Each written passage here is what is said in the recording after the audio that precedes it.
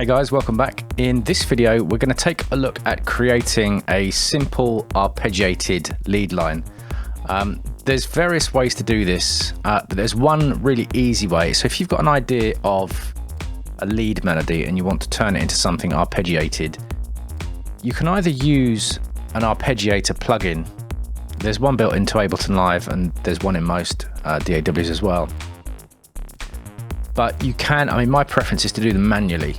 So that I put all the notes in myself, because then you can have frills and you can have off notes and on notes, and you've got complete control over what you're doing.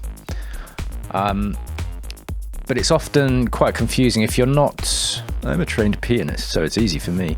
If you're not, then it can appear to be quite confusing. But there's some simple rules that you can use to do it manually and create your own arpeggiated line.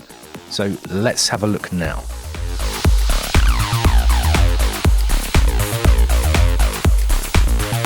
Okay, so what I've done here is I've created an extraordinarily cheesy, I am a fan of cheese, an extraordinarily cheesy trance, like an uplifting trance little demo.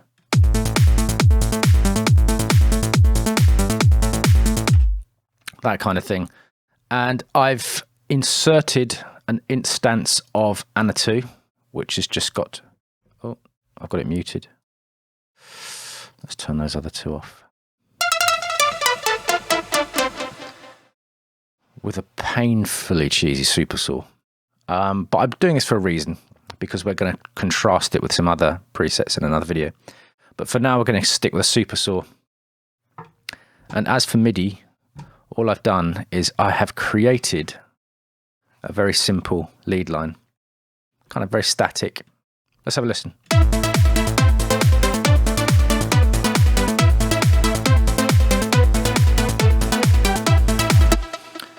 So that kind of thing. Now, the lead line itself is okay. It does the job. But if you listen to a lot of trance tracks, it's like, I've often referred to it as arpeggiated rain. It's just notes being thrown at you. And that's part of the density of a trance track, is these arpeggiated lines. There's loads and loads of stuff going on. So we're running in the key of A minor. The only reason that's important is because that's where some of our arpeggiated notes are going to fall when I put them in a minute. So it doesn't matter what notes you use for your lead line, as long as they're within the scale of A minor or whatever key you're in. Don't get too caught up on the theory here. So what we need to do is we need to fill in some gaps. Now, we're only going to use two notes, and those two notes are the root note and the perfect fifth. So we're running in A minor. So let's just get the plugin up so you can see what I'm doing. I haven't got a camera on my keyboard.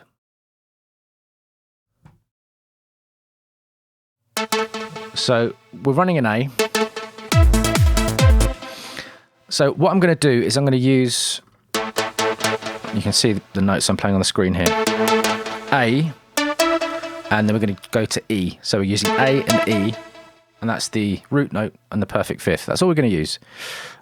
If you don't know what a perfect fifth is, it's 7 semitones up from the root note. So we've got A, 1, 2, 3, 4, 5, 6, 7. Okay. And also, just in case you don't know, the reason we use a perfect fifth is because a perfect fifth, the note is the same whether you're using a major or a minor scale. So if I go, that's the minor scale. In both cases, the fifth note is the same. So it's pretty universal. It's pretty well understood that these notes are safe to use in either scale. So let's go back to the MIDI. So my quick cheat is we've got our lead line in here, and now we've got a gap of two notes. So what I'm going to do is come down probably 2 octaves. Sorry, not G, A. So I'll fill in those two gaps, and then just kind of do whatever you want. Wherever there's a gap, put in one of the notes. They don't have to alternate. They don't have to alternate each time. And I'm not going to make you watch me do all of this. So now we can just duplicate that all the way across. So before we had, let's just deactivate those notes. I'm just going to turn this filter down a bit.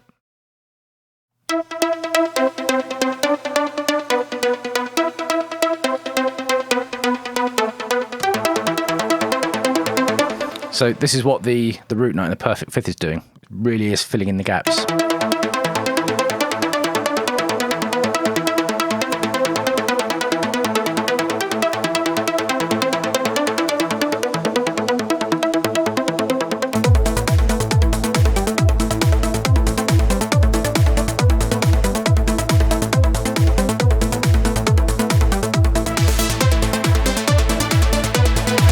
So you really can hear it's far more of a wall of sound now, instead of, or as opposed to using just. Oh.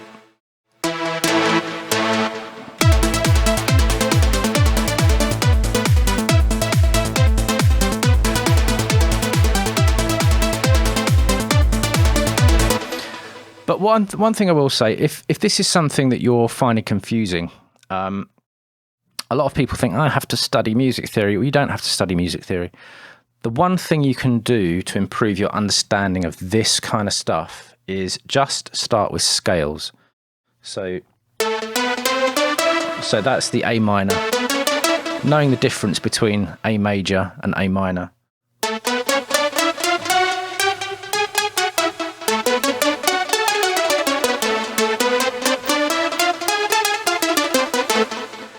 Fudged a few notes myself there, but being able to play the major and the minor of each note, so A major, A minor, C major, C minor, and you could even go to D sharp major, D sharp minor. Just start off playing that with your right hand and your left hand, and what happens is, and this is from my music lessons many years ago, what happens is your brain develops a kind of muscle memory for the intervals. And they become far more instinctive, so it's much easier. There's a lot of arpeggiated lines like this in techno as well. It's not just limited to trance, although trance did hammer it to death for 10 years or more. But if you can take one piece of advice, learn the scales. You don't need to learn any theory unless you want to. It's not necessary to be able to do this, though. Learning to actually play stuff is far more beneficial, in my opinion, than learning the theory. So I hope you found this video useful, and I'll see you in the next one.